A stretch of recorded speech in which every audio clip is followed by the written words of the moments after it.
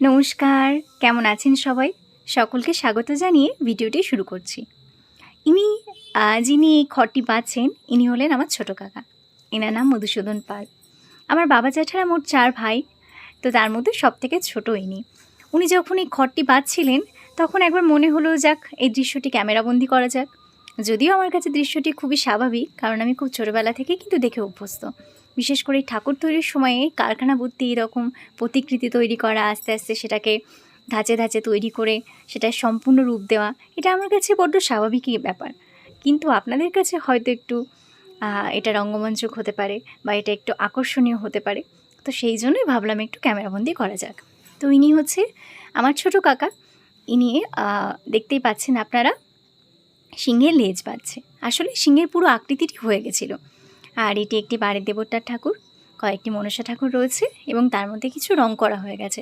সম্ভবত এটা বিক্রির ডেট খুব কাছে, সেই জন্য রংটা প্রায় কমপ্লিট হয়ে গেছে। আর এই যে কারখানাটা আপনারা দেখতে পাচ্ছেন, এটি আমার বড় জ্যাঠার নাম সাধন পাল। তো আপনারা ব্যানারটা দেখতেই পাচ্ছেন। খুব ছোট বয়স থেকে কিন্তু আমি দেখে অভ্যস্ত হয়ে আছি যে প্রত্যেক বছর এই সময় আমার প্রত্যেক জ্যাঠা কাকারা এই সুন্দর দুর্গা মায়ের মূর্তিতে কিন্তু কারখানা ভরিয়ে তোলেন। তো আপনারা দেখতেই পাচ্ছেন খুবই সুন্দর সুন্দর মূর্তি।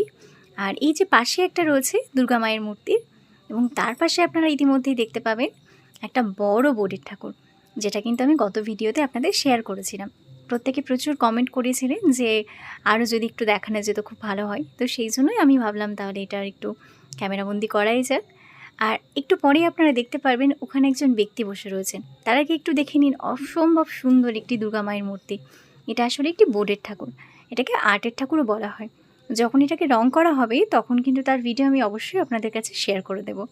আর দূরে যে ব্যক্তিটাকে আপনারা দেখতে পাচ্ছেন, ইনি হলেন আমার মেজো জ্যাঠা, যার কথা আমরা কিন্তু গত ভিডিওতে অলরেডি জেনেছি এবং আমি বলেছি। তো এনার সাথে আজও কথা হলো, স্বাভাবিক আমার জ্যাঠা, গেলে তো কথা হবেই। তো উনি ময়ূরের যে মুখটি সেটা কিন্তু ঠিক করছিলেন, সেটাকে সুন্দর করে পরিষ্কার করছিলেন এবং তার যে প্রপার আকৃতি সেটা কিন্তু আনছিলেন। তো এটা হচ্ছে একটা, দেখতেই পাচ্ছেন খুব সুন্দর একটা অবয়ব। আর ঠিক এর সামনেই আপনারা দেখতে পারবেন একটা বাংলা মায়ের মূর্তি। বাংলা মা মানে আমরা সচরাচর যে মূর্তিটা দেখতে পাই তার থেকে একটু আলাদা। আসলে আকৃতিটা, শরীরের আকৃতিটা অনেকটা সিংহের মতো হলেও কিন্তু মুখটা দেখুন অনেকটা ঘোড়ার মতো। আপনাদের কতটুকু দেখাতে পারলাম জানি না, তবে একটু ভিডিওর ভেতরে গেলেই কিন্তু আপনারা বুঝতে পারবেন। তো কেন এই কারণ, আমি এই বিশেষ কারণটা জানতে পারলাম আমার পরিবারের থেকে, এবং তারপর ইতিহাস কেটে জানা যায় আসলে এইরকম মুখের প্রচলন করেছিলেন রাজা কৃষ্ণচন্দ্র রায়। রাজা কৃষ্ণচন্দ্র রায় যখন দুর্গা মায়ের পুজো করেছিলেন, সেই সময় কিন্তু তিনি দশভুজা রূপে, মানে তাকে যোদ্ধার রূপে পুজো করেছিলেন।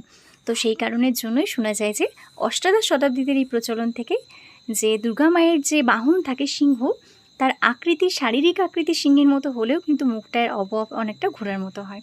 তো ইতিহাসে আমার এটুকুই জানা রয়েছে। আরও কিছু তথ্য জানা আছে, সেটা আমি আগামী দিনে আপনাদের কোনো এক এই ঠাকুরের ভিডিওতে শেয়ার করব। তো এই হচ্ছে কারখানার ভিতরের রূপ, যেখানে প্রায় 16 থেকে 17টি দুর্গা মায়ের মূর্তি রয়েছে, যা আগামী দিনে নানান রঙে সেজে উঠবে। কোনোটা বাংলা মায়ের মূর্তি, মানে যেখানে শোলার সাজ ব্যবহার করা হবে, আবার কোনোটায় সোনালি রঙের সাজ ব্যবহার করা হবে। তো আগামী দিনে অবশ্যই আপনাদের কাছে শেয়ার করব। তো সম্পূর্ণটা দেখতে থাকুন। এরপরে রয়েছে আমার ছোট কাকার কারখানা। তো একটু এগিয়ে যায়, এটা আসলে আমার মেজো জ্যাঠার কারখানা। ছোট কাকার কারখানা একটু পরে রয়েছে। এই মেজো জ্যাঠার কারখানাতেও বেশ কয়েকটা ঠাকুর রয়েছে। আসলে এখনও কাজ এখানে শুরু হয়নি, একটু সন্ধ্যার দিক থেকে শুরু হয়, সেই জন্য লাইটিংয়ের ব্যবস্থা ছিল না বলে আমি ভেতরে ঢুকিনি। পাছে যদি কোনো পোকামাকড় বা সাপখোপ থাকে সেই কারণের জন্য, যদি এই সময় সেটা থাকে না তবু আমি ওই কারণেই ঢুকলাম না। আর ইনি যিনি বসে রয়েছেন, ইনি আমার ছোট ঠাকমা, আমাদের পরিবারের সবথেকে বড় ব্যক্তি। এই ছোট ঠাকমা আর এনার হাজব্যান্ড মানে আমার ছোট দাদু। আর এই যে আপনারা দেখতেই পাচ্ছেন আরও কয়েকটি বেশ সুন্দর সুন্দর মূর্তি, এটা আমার ছোট দাদুর কারখানা, মানে আমার যিনি নিজের দাদু তারই ভাই। তো সেই সূত্রে কিন্তু আমরা মানে এক কথায় অতি নিজের আত্মীয়, প্রত্যেকে আমরা এক বংশের মানুষ। তো এই যে আমার দাদু রয়েছে, ওনার এক্স্যাক্ট বয়স আমি জানি না, সম্ভবত 80-র ওপরেই হবে। আর এছাড়াও ভেতরে রয়েছে বেশ কয়েকটি মূর্তি। আসলে দুর্গা মায়ের আশেপাশে যারা থাকেন আমরা জানি লক্ষ্মী, কার্তিক, গণেশ, তো ওনাদেরই প্রতিকৃতি তৈরি করা হয়েছে। আর দেখতেই পাচ্ছেন পাশে একজন কারিগর কাজ করছে। আর এখানে ভিডিওটা ঠিকমতো করা হয়নি, তার কারণ একটু সমস্যা ছিল যাতায়াতের জন্য। আর এই যে একটা বড় কারখানা দেখছেন, এখানে সবে শুরু করা হচ্ছে, মানে এই কাকা একটু বাইরে কাজ করেন, বাইরে করে কাজ করে নিয়ে যে সময়টার পান আর কি অবশিষ্ট, সেই সময় এসে বাড়িতে আবার পুনরায় কাজকর্ম শুরু করেন। তো আজকের জন্য এইটুকুই। আশা করি আপনাদের ভালো লেগেছে। ধন্যবাদ। যদি ভালো লাগে একটা লাইক করে দেবেন।